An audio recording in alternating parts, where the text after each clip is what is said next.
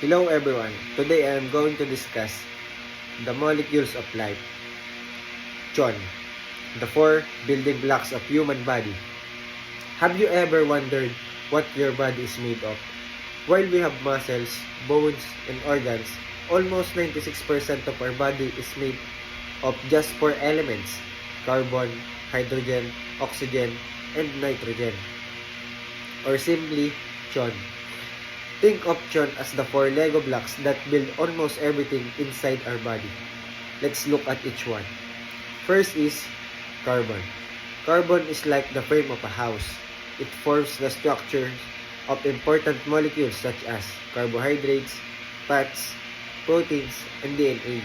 Without carbon, life wouldn't exist. Next is hydrogen. Hydrogen combines with oxygen to form water. And since about 60% of our body is water, it's essentially for keeping our cells hydrated. It also helps our cells produce energy from the food we eat. Third is oxygen. We breathe oxygen every day because our cells use it to release energy from food. This energy allows us to move, think, study, and even keep our heart beating. Lastly, nitrogen. Nitrogen is found in proteins and DNA. Proteins help feed muscles, repair tissues, and make enzymes, while DNA contains the instructions that tell our cells how to grow and function. Why is Chon important? Every day, we get these elements from the food we eat, the water we drink, and the air we breathe.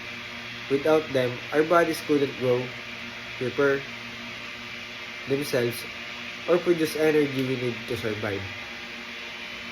To summarize, carbon builds the body structures, hydrogen forms water and helps produce energy, oxygen helps cells release energy, nitrogen builds proteins and DNA. Although they are just four elements, they work together to make life possible. And that's why Chon is called the foundation of life.